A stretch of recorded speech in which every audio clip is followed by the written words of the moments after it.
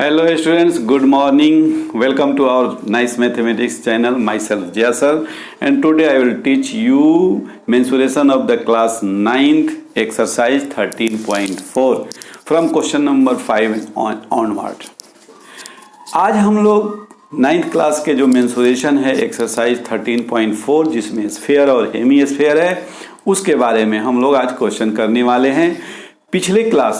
पिछले वीडियो में आपने उसका इंट्रोडक्शन देखा था कि स्फीयर क्या है, हेमी स्फीयर क्या है और उसके जो फार्मूलाज थे सारे फार्मूला को हम लोग डील कर लिए हैं।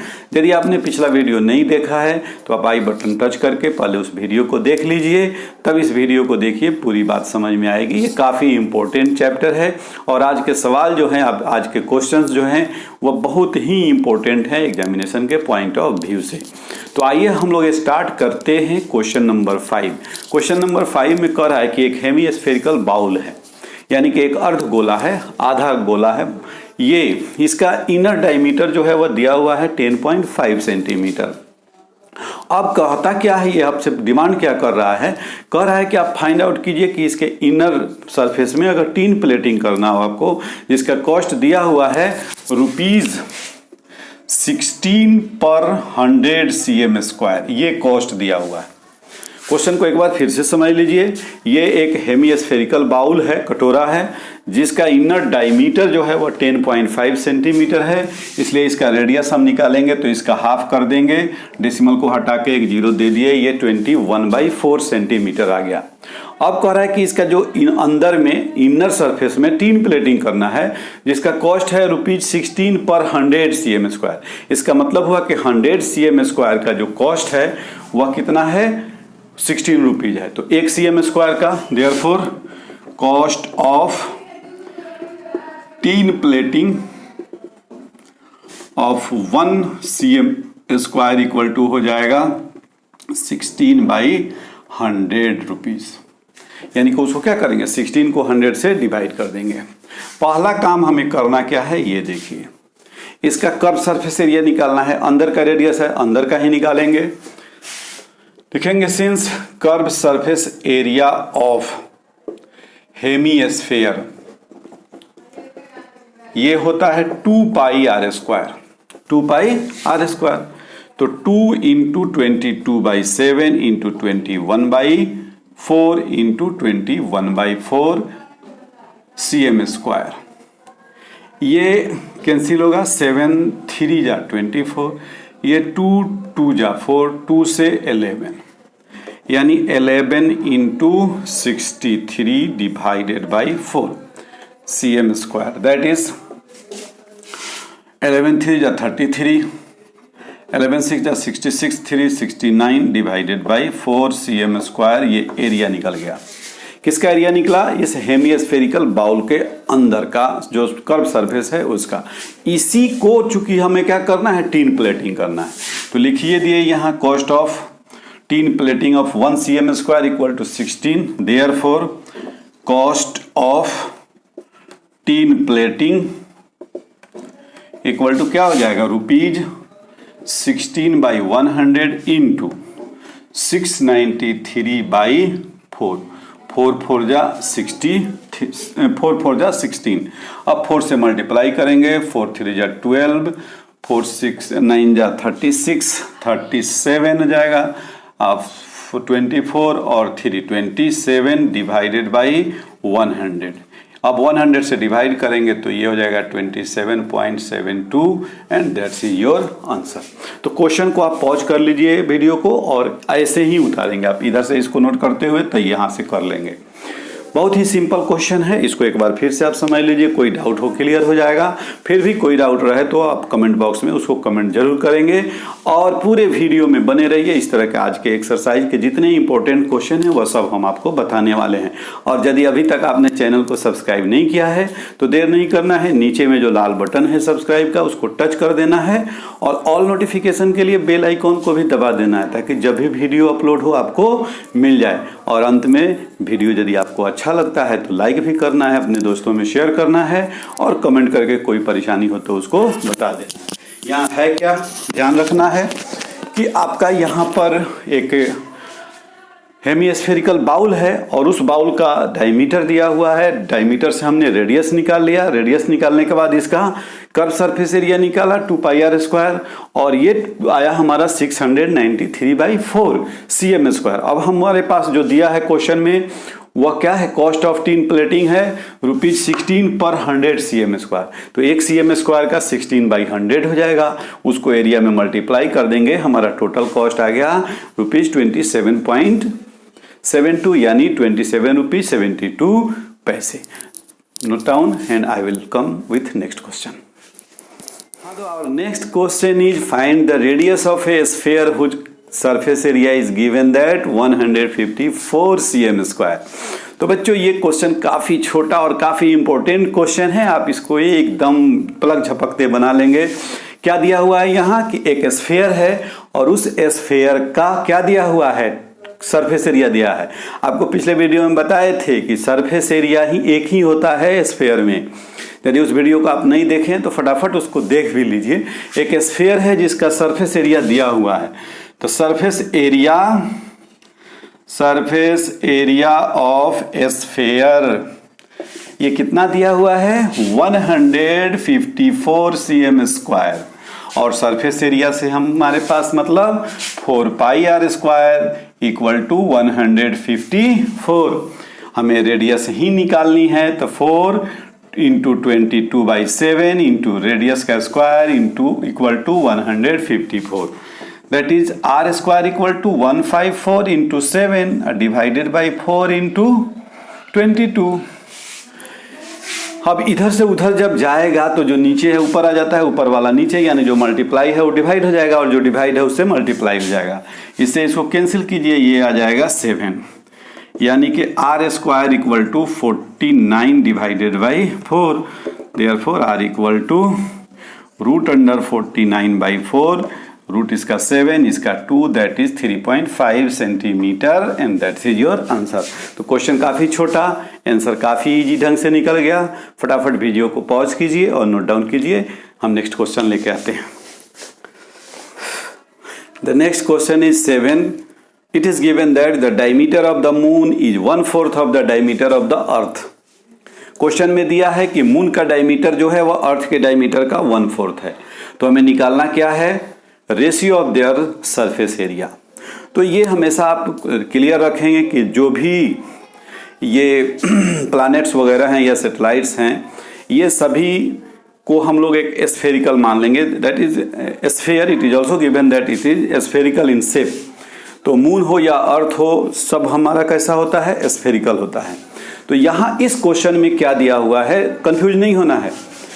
हम लोग जानते भी हैं मून जो है वो अर्थ से काफी छोटा है। तो यहाँ कह रहा है कि diameter of the moon is 1/4 the diameter of the earth, यानी मून का जो डायमीटर है वह अर्थ के डायमीटर का 1/4 है। तो उनके सरफेस एरिया का रेशियो फाइंड करना है, सरफेस एरिया नहीं निकालना, दोनों के सरफेस एरिया में एक रिलेशन निकालना है कि किस अनुपात में किस रेशियो में कौन बड़ा है। तो हम क्या करेंगे, यहां लिखेंगे क्वेश्चन नंबर 7 कि let diameter of earth equal to x।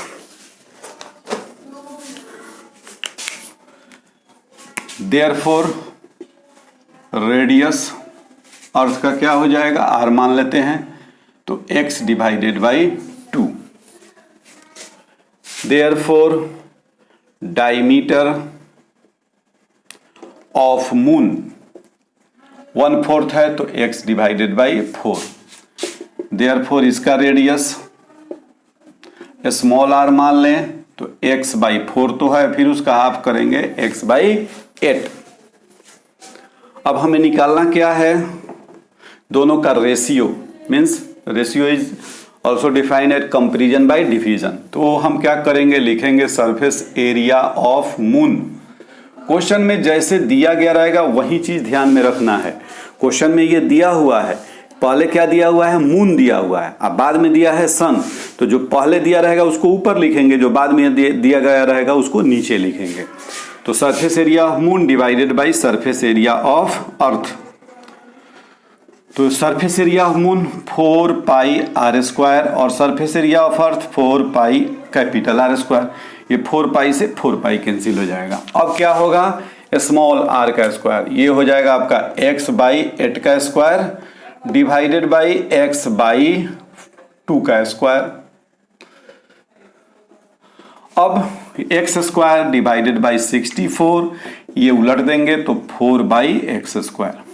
Fraction में बट एक फ्रैक्शन के नीचे दूसरा फ्रैक्शन हो तो उसको जब हम सोल्व करेंगे तो ये नीचे वाला क्या होगा, उलट जाएगा। तो एक्स स्क्वायर से एक्स स्क्वायर कैंसिल, 4 1 जा 4, 4 16 जा 64, यानी 1 बाई 16 दैट इज 1:16 हो जाएगा और ये आपका आंसर हो जाएगा।